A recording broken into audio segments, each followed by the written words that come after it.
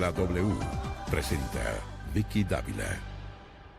Son las 12 del día, 12 minutos, ya nuestros periodistas están listos, ya vamos con nuestros periodistas. Exfiscal Alfonso Gómez Méndez, los saludamos, bienvenido a nuestro Facebook Live de la W. Vea la cámara acá. Por ahí, ¿no? Sí, ahí está. Salúdenos a todos. Victoria Eugenia, muchas gracias por esta primera invitación. También a Jairo Fidel y a todos los periodistas que están aquí en la mesa. En verdad, Dios le pague por la invitación. No, estamos felices de tenerlo aquí y sobre todo para que nos ayude a comprender un poco. Es que uno siente que esto ya lo vivimos, esto ya lo habíamos vivido. ¿Esto se parece al proceso 8000? ¿Es tan grande o es más grande o es tan grave como el proceso 8000? Bueno, Victoria Eugenia, yo creo que hay que hacer, si usted me permite, en un primer segmento de esta intervención, como una especie de labor pedagógica. Sí. Porque es que a mí me parece que estamos juntando muchas cosas aquí, inclusive algunas del comunicado. Sí. ¿Cuáles son los temas en discusión? Uno, hay un tema, llamémoslo claramente, de cohecho, de una empresa, en este caso particularmente, de coimas, como se dice popularmente, para obtener contratos. Sobornos. Yo lo digo cohecho. Bueno, porque usted es jurídico. Porque es el término, dijéramos, del Código Penal en la legislación interna, aparte del tema que llaman soborno internacional. Pero ese es un primer aspecto. Sí. ¿Sí? Entrega de dineros para conseguir contratos. Ese es un primer aspecto. Y dentro de eso hay varias cosas, que es lo que yo creo que ha ido haciendo la Fiscalía gradualmente. Primero, que la Fiscalía colombiana, a partir de una información, comenzó a actuar.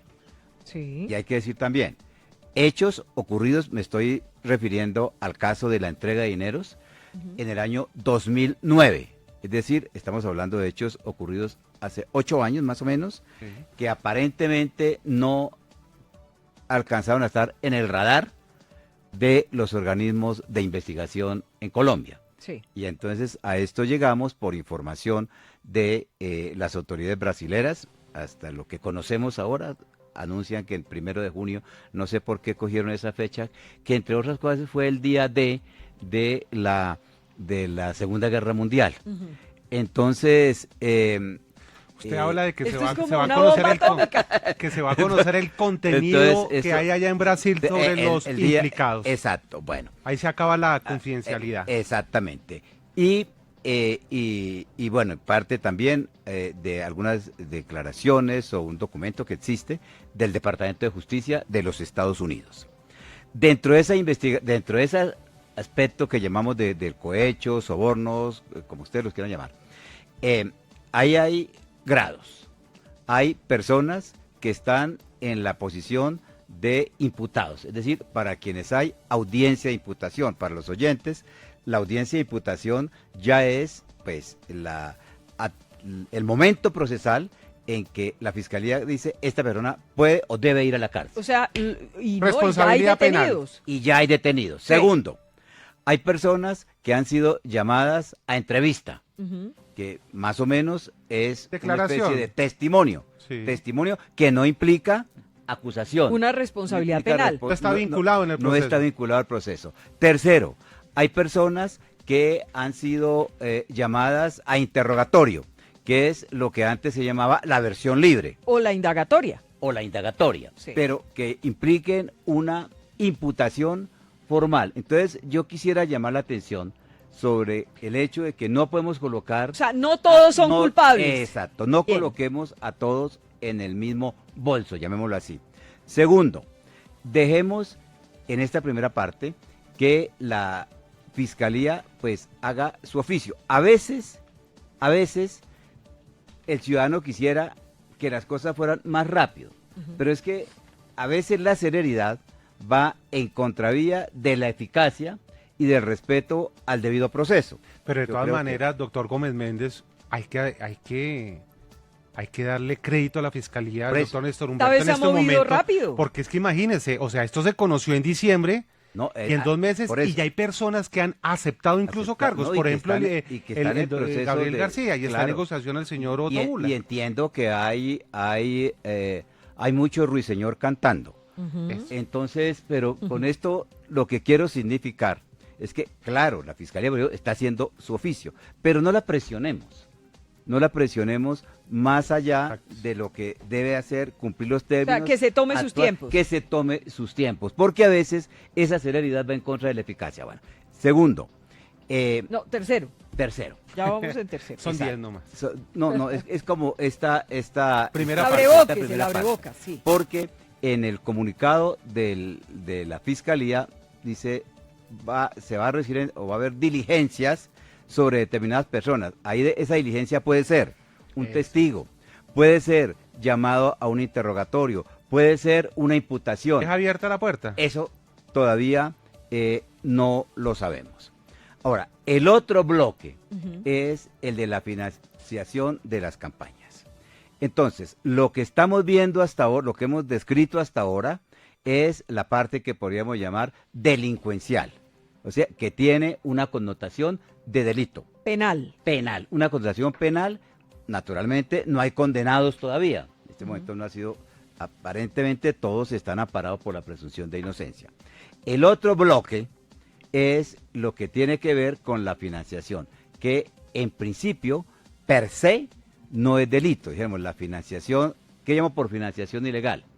Cuando las empresas, por ejemplo las empresas extranjeras, contribuyen a las campañas políticas, pues eso está prohibido. Exacto. Cuando las campañas políticas no registran todos los ingresos, Ujú. eso está prohibido y eso tiene unas consecuencias que señala el Consejo Electoral. Por eso tiene sentido que inicialmente, frente a estas cosas, el señor fiscal Néstor Humberto Martínez, cosa que la gente no entendió mucho, haya dicho esa parte que es electoral va Al Consejo Nacional Electoral. Electoral. Pero siguen las investigaciones en la Fiscalía del delito penal. En lo que sea penal, claro, tiene que seguir.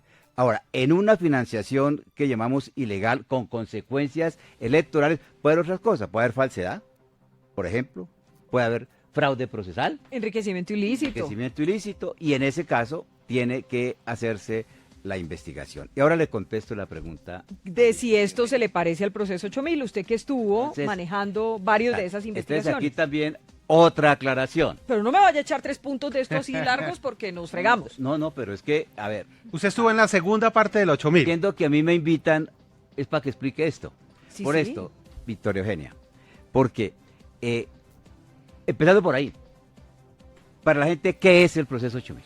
¿Me va a explicar qué es el proceso No, 8000? no señorita, ¿qué es el proceso 8000? Porque la gente cree que el proceso 8000 fue el proceso que se adelantó contra Ernesto Samper. Él fue uno de los protagonistas. El proceso 8000, lo que la Fiscalía adelantó con el proceso 8000 fue la cantidad de investigaciones que adelantaron tanto el doctor Valdivieso como yo contra parlamentarios, generalmente Del cartel de Cali, de que se cartel de Cali, beneficiaron de del cartel todos de los Cali. partidos Que recibieron que plata del recibieron narcotráfico. para sus campañas, Sí, claro. para sus Exacto. campañas particulares. Usted lo ha explicado muy bien. ¿Por qué en el caso del el presidente Samper, obviamente allí, y los colombianos tienen la sensación de que hubo plata del narcotráfico en esa campaña, pero esa investigación fue a la Cámara de Representantes, que tomó la decisión, que muchos colombianos no la comparten, pero está ahí. Pero lo que se llama el proceso 8000 es una cantidad, muchísimos procesos ahí hubo un registrador, Contralor general. exgobernadores, un exalcalde, Alcaldes, en fin, ¿no? Sí. ese es el conjunto del proceso 8000. Ujú. Entonces, yo creo que sí hay diferencias. ¿Por qué? Porque lo que se llama el proceso 8000 era una investigación por enriquecimiento ilícito derivado del narcotráfico. Ujú.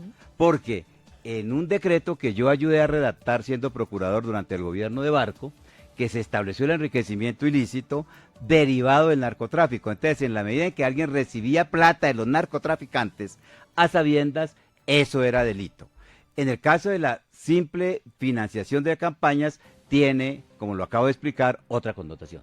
Entonces, espéreme un segundito, tengo noticias con periodistas, ya regresamos porque es muy importante tener esta posibilidad de entender un poco lo que está pasando con este proceso de Odebrecht, que como le digo, doctor Alfonso Gómez Méndez, mucha gente, sin entrar en esas diferencias de que la plata venía del narcotráfico, de que esto o lo otro, mucha gente siente, oh, esto ya lo habíamos vivido.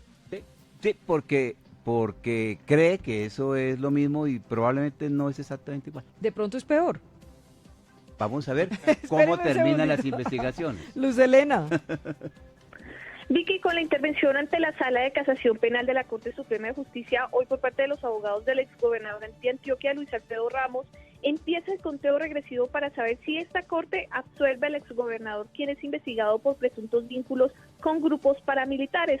Pues al término de esta diligencia, Ramos se mostró confiado de lograr su absolución, a pesar de que estuvo privado de la libertad durante 3 años. Dijo que de comprobarse su inocencia no demandará a la nación.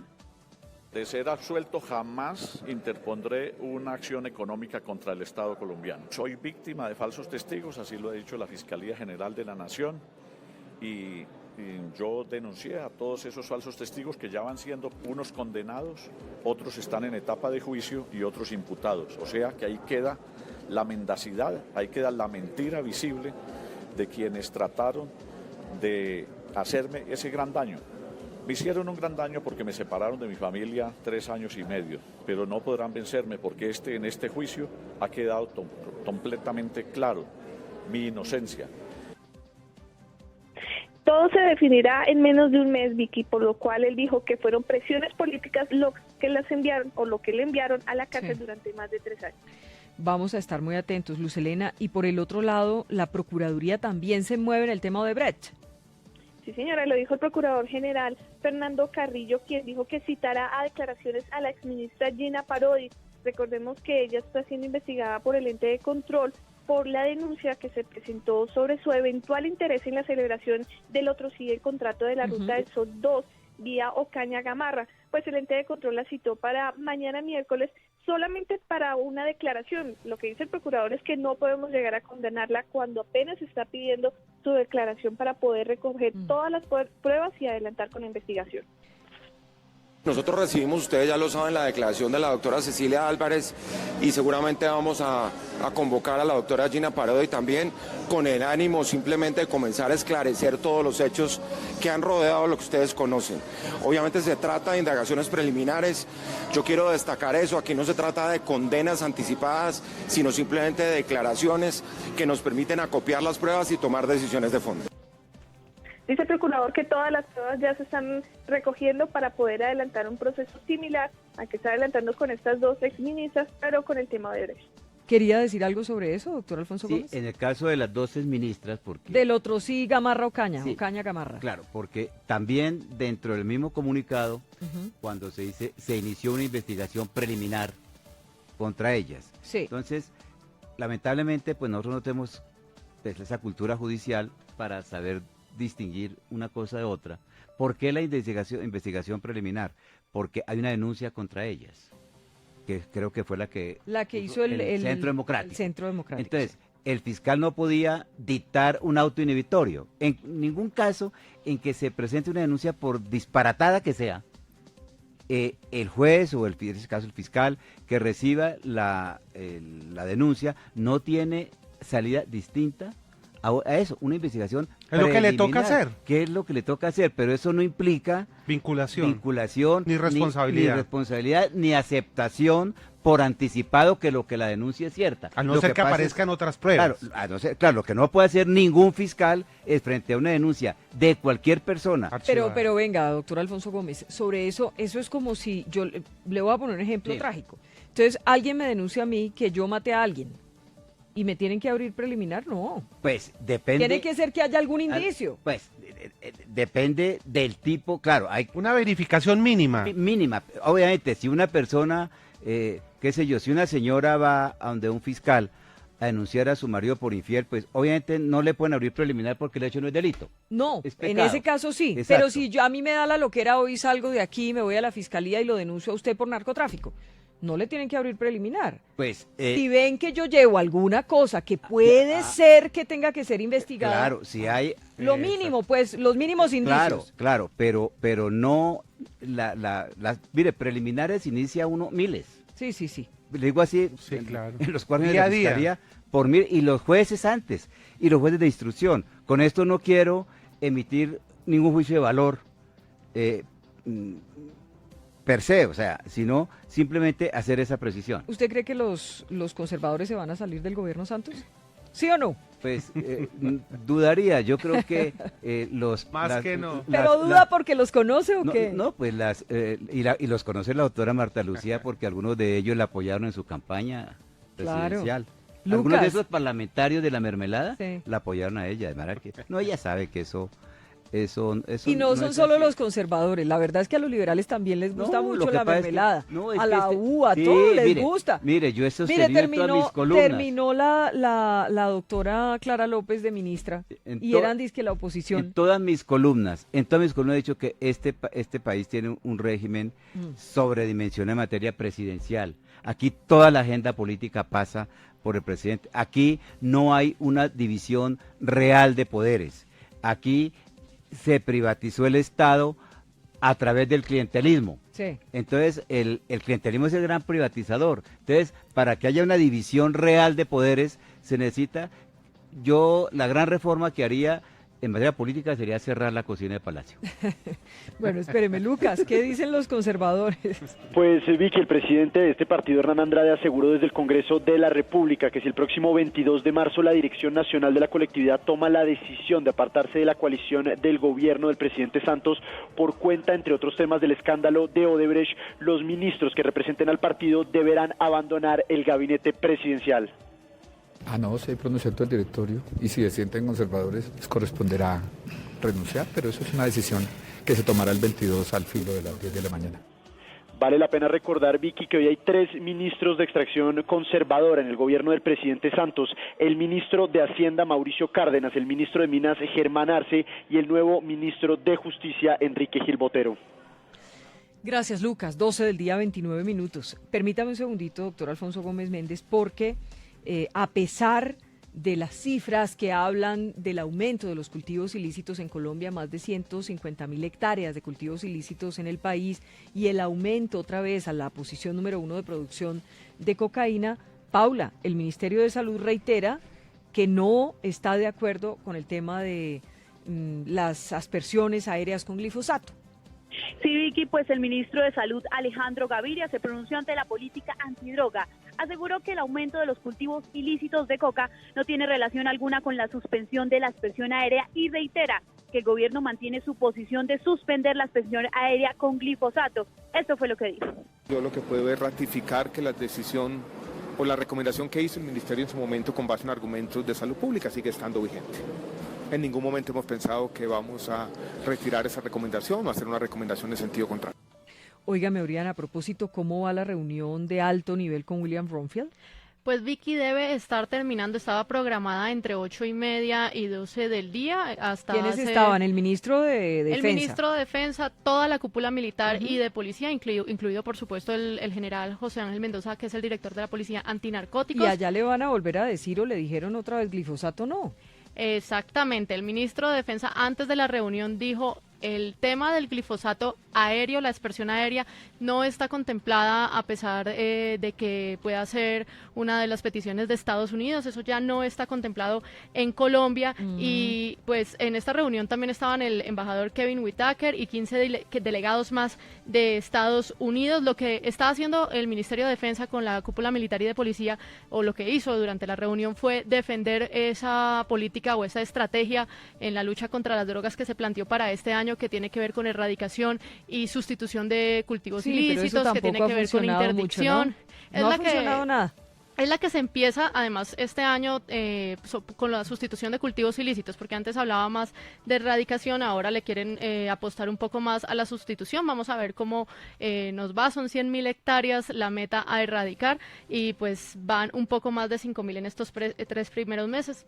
lo cual no es muy, Bueno. muy esperanzador. Lo que dijo también el ministro es que él espera que no se disminuya la ayuda o la cooperación de Estados Unidos en Paz Pues Colombia. es que quién sabe, que le lleven el señor Bromfield le lleva el mensaje a Trump. ¿Quién sabe con qué salga Trump? Y esta es una reunión también, un encuentro previo al que tendrá el embajador, el secretario adjunto para Asuntos Internacionales de Narcóticos con el presidente Juan Manuel Santos. Esta es la reunión técnica, mañana será la reunión política. ¿Se imagina? Sí, pero mire, en eso pues yo creo que el país tiene que replantear todo. Esto nos llevaría muy largo y ese no es el tema de hoy. Ah, y sabe que ya tengo a Valdivieso. ¿Quiere oír a Valdivieso? Un momentito. Desde luego. Doctor Alfonso Valdivieso, usted que también fue fiscal, usted que fue el fiscal del 8000, ¿cómo le va? No, fuimos dos. Sí, pero el primero, digamos, el que empezó, el que arrancó. No se me escamose. Me como ponga dice. celoso. Doctor Valdivieso, ¿cómo va? No, muy bien, sí. Lo sacamos de clase. Un poco, desafortunadamente, pero bueno, ahí se hizo el esfuerzo.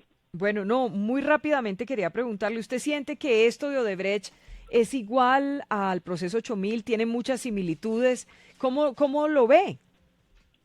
Bueno, tiene una relación en cuanto a, digamos, el impacto en la actividad política, la vinculación desde luego, de personas que ejercen poder público y desde luego también la actividad privada de empresarios ahí vinculados a este tipo de conductas delictivas. Si usted le pudiera dar un consejo al fiscal Néstor Humberto Martínez, ¿qué consejo le daría a usted que le tocó esa papa caliente del 8000? No, yo creo que tiene que profundizar la investigación, yo creo que él tiene esa capacidad y desde luego veo que está decidido a avanzar. Y creo que eso es lo importante, ¿no? Que no se detenga ante ningún, digamos, obstáculo que en un momento determinado pueda arruinar los resultados, ¿no? Porque debe haber muchas El presiones. país lo que necesita es claridad. Sí, debe haber presiones, pero que él tenga la convicción y desde luego que asuma el compromiso de no ceder a ese tipo de presiones, y yo creo que él reúne esas cualidades. Eso esperamos, yo digo que la gran mayoría de colombianos. ¿A usted le llegaron presiones cuando el 8000? Bueno, la verdad es que, digamos así, presiones a fondo que me resultaran incómodas ninguna. Creo que tenían la suficiente, digamos, independencia y desde luego las convicciones y se pudo avanzar sin restricciones. ¿Y le mandaban al principio muchos mensajitos de Palacio o lo terminaron odiando en Palacio?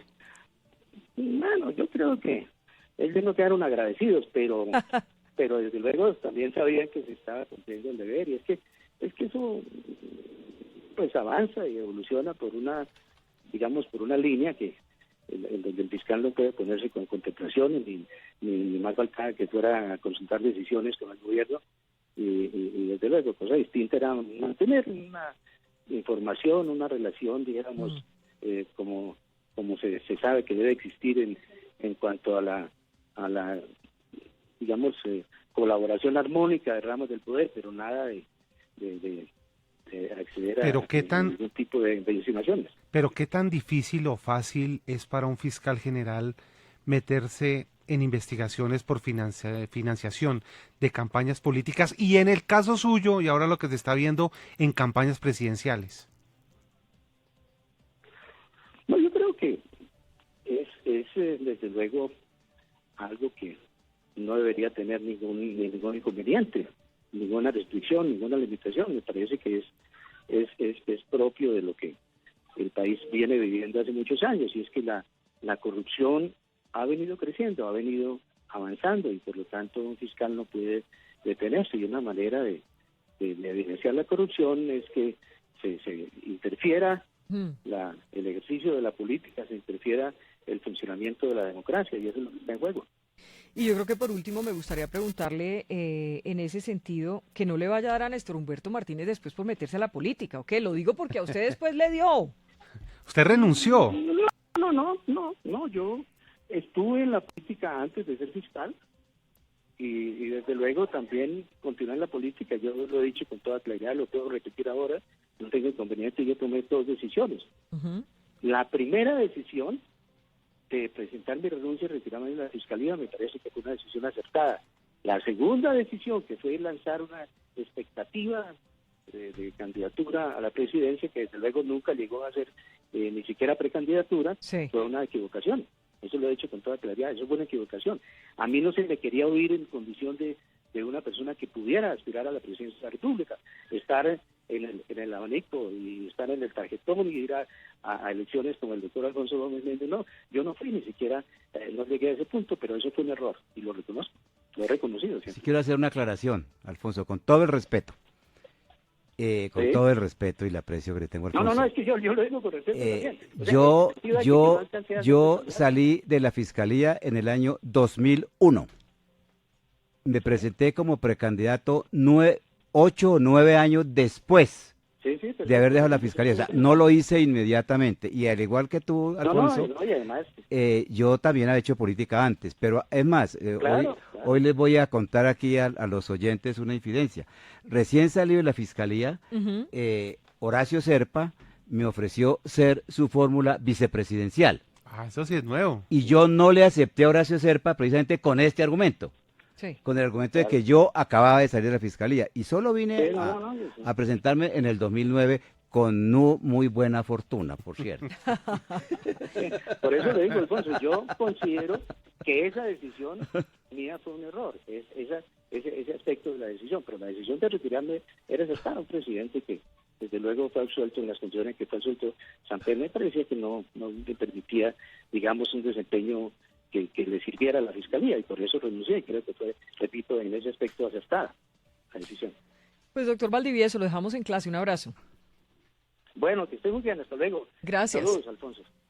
Gracias. 12 del día, 38 minutos. Sí ve, eso llegan presiones, llegan muchas presiones, ¿no? Le quiero y en hacer este la misma momento hay pregunta. muchas críticas por algunos sectores al fiscal y algunos quieren o que vaya más rápido o que no vaya tan rápido. Entonces, ¿cuál debe ser la posición del fiscal ante tantas oídas? No, Jairo Fidel me iba a hacer esa... Sí, eso, yo le quería, esa lo mismo que le dije pregunta. al doctor Valdivieso, o sea, ¿qué tan fácil o difícil es para un fiscal general manejar un tema cuando hay denuncias de una campaña política y más si es presidenciable? Pero no solamente de una campaña política, porque yo vuelvo a insistir en lo mismo.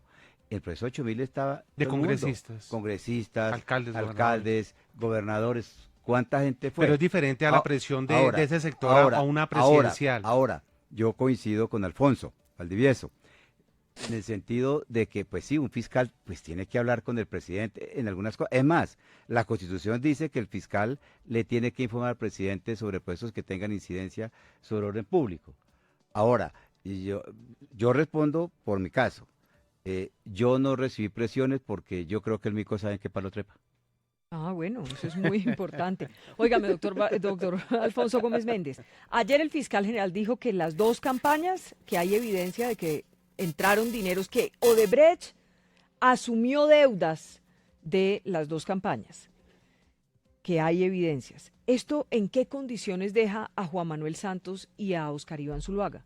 Bueno, yo lo que entendí... Procesalmente hablando, sí. ¿en qué condición los deja? No, pues en el caso del doctor Óscar Iván Zuluaga, a quien yo también le tengo respeto, hay una relación que lo vincula a él como haber ido directamente. ¿Fue a Brasil? O sea, sí. En el caso del presidente Juan Manuel Santos no hay, hasta ahora pues, se habla de su jefe de campaña o su gerente de campaña, pero no hay ninguna referencia a él. Yo pensaría, ¿qué es lo que ellos tienen que hacer? En el caso del presidente, que es el jefe del Estado, más que nadie, aceptar la independencia, pues como lo está haciendo desde luego del fiscal, también del Consejo Electoral, y como es así... Pero usted sí cree en ese Consejo Nacional Electoral tan politizado, pero a ver, Victoria Eugenia, con tan poca credibilidad. Bueno, pero entonces vamos a tener que poner al Papa, porque... Eso es lo que está. Vigente. Eso es lo que hay. Eso es lo que hay. Ahora, yo también, que hay que hacer. Ahora, yo también quisiera resucitar a la Madre Teresa de Calcuta y que ella se ocupara de eso, pero no, lo que la ley dice es que hay un consejo electoral. Algún día habrá que cambiarlo, pero mientras esté, eso hay que hacerlo.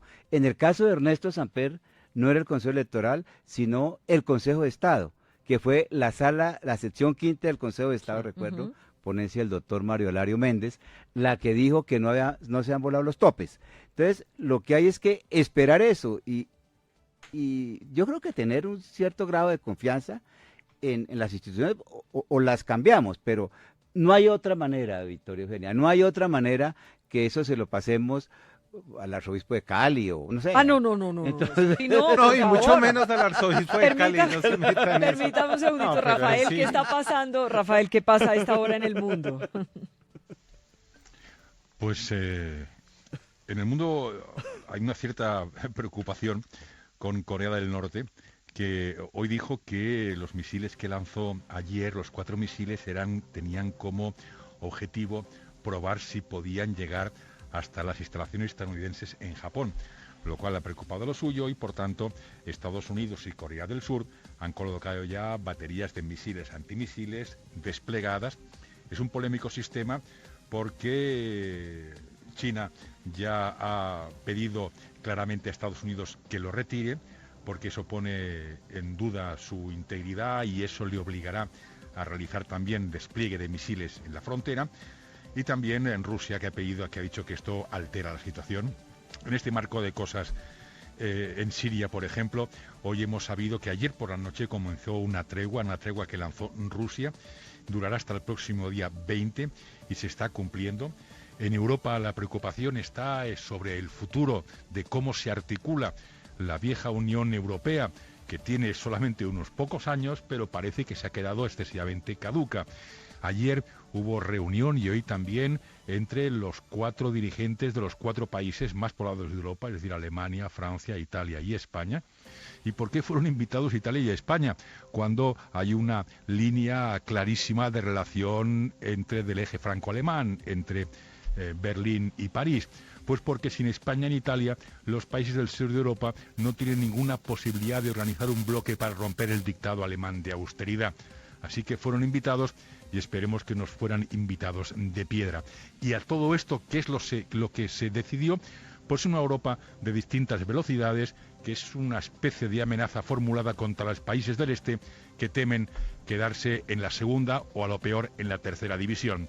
Y una noticia más, la última encuesta para las elecciones francesas, la primera vuelta estamos hablando, Marine Le Pen, del Front National, del Frente Nacional, el partido de extrema derecha, sacaría el 26%, pero ya Emmanuel Macron estaría en el 25,5%, es decir, ya mordiéndole el tobillo, mientras que Fillon, que era el gran candidato de la derecha, está en el 19% después de los problemas vinculados con lo que se llamaba el Penélope Gate, es decir, la financiación a su esposa con dinero público. Así pues, iríamos a una segunda vuelta entre Marine Le Pen y Emmanuel Macron.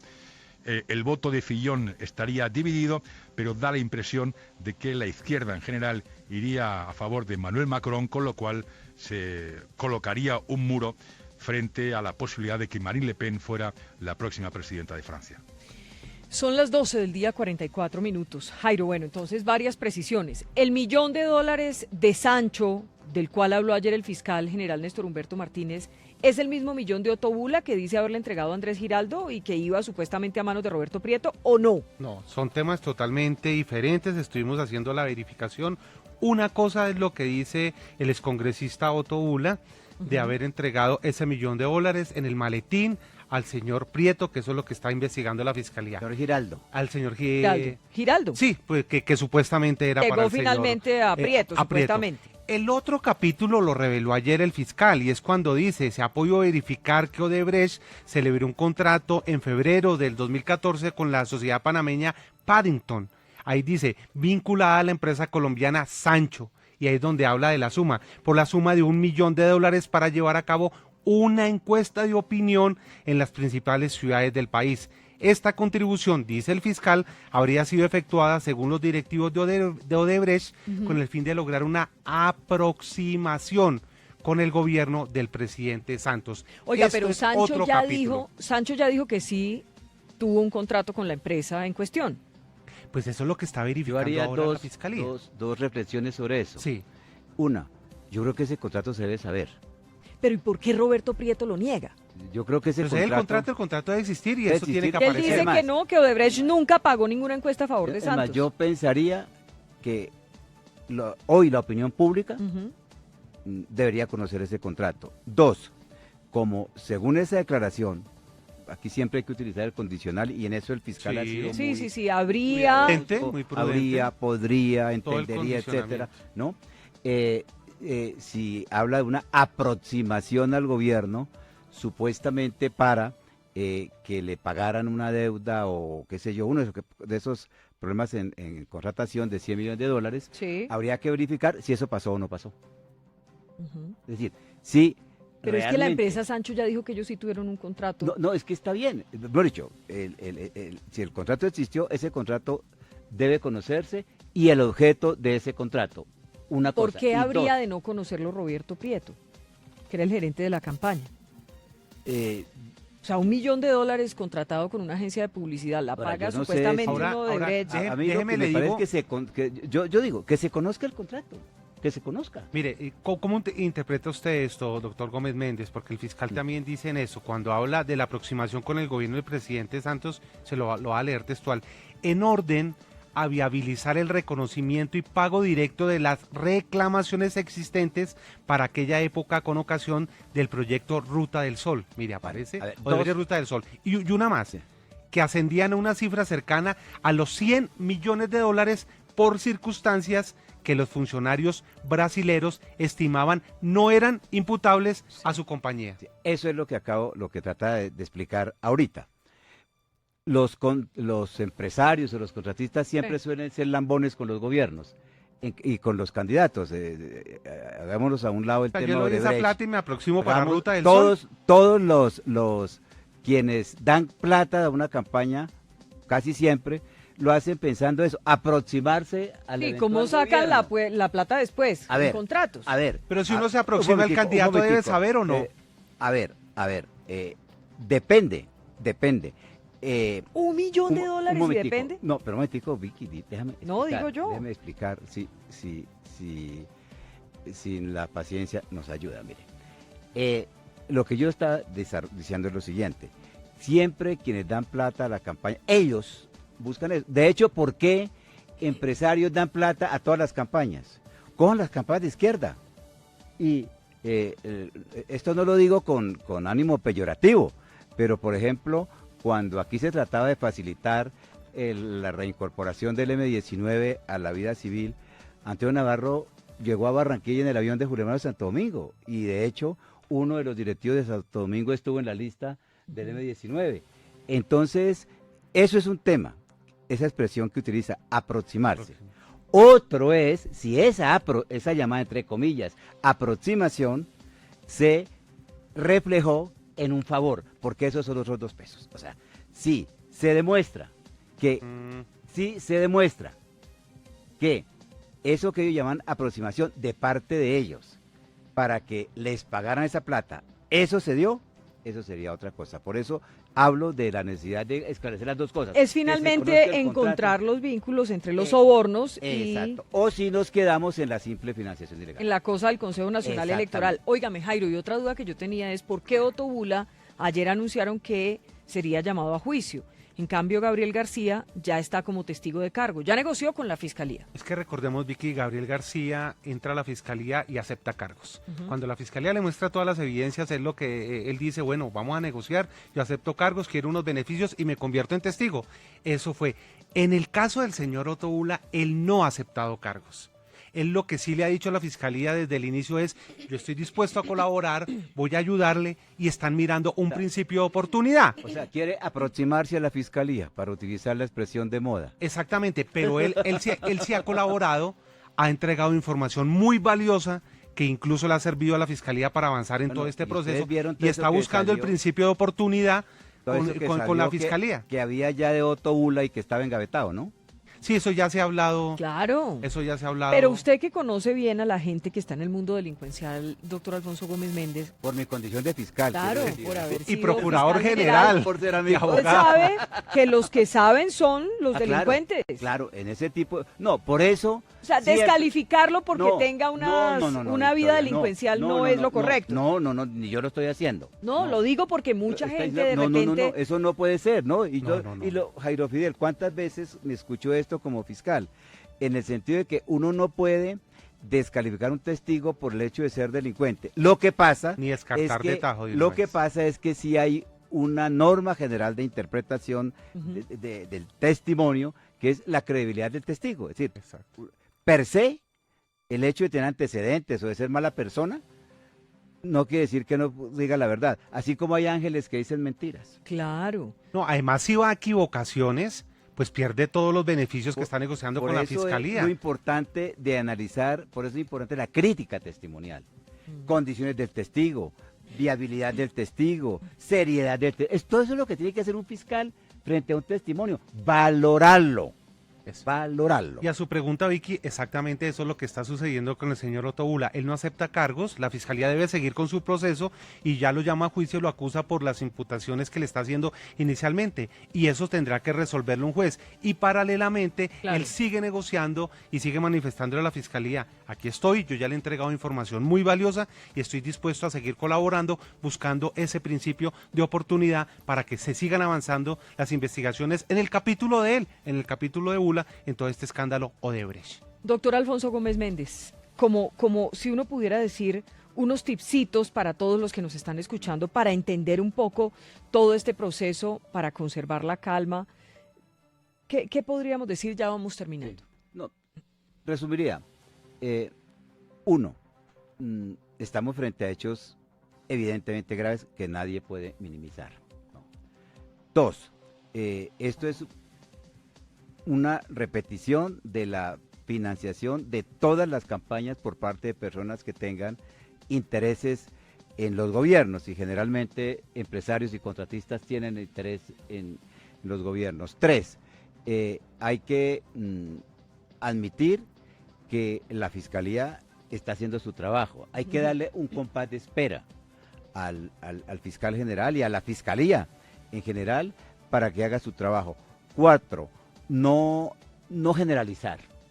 Yo pensaría que no hay que poner todo en la misma situación, porque eso lo que hace es ayudar a confundir, en donde de pronto se mimetizan los que realmente han realizado comportamientos graves con aquellos que no lo hicieron. No todos son culpables. No todos son culpables, y me parece que Exacto. hay que, y aquí yo creo que sí los medios tienen que cumplir un papel importante en esto, y es ayudar a desbrozar qué es lo delincuencial, qué es lo administrativo, en el caso de lo delincuencial, qué grado de responsabilidad cada uno, y admitir y reiterando una y mil veces más que estamos frente a los comienzos de un proceso y no en el final. No, y además en plena campaña política, eso sí es muy desafortunado, ¿cierto? Para todo el mundo. Para todo el mundo.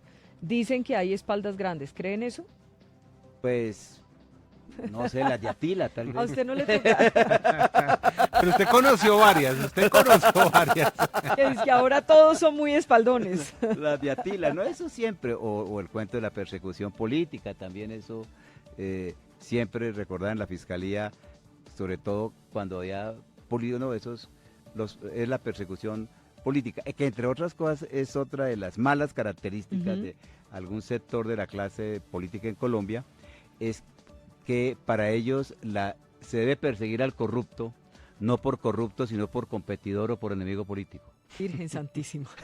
Doctor Alfonso Gómez Méndez, despídase de la gente del Facebook Live a esta hora, por favor. Muchas gracias, Victoria Eugenia, Jairo Fidel, y A una usted. vez más por esta ¿Usted invitación. no tiene sino el nombre de Alfonso?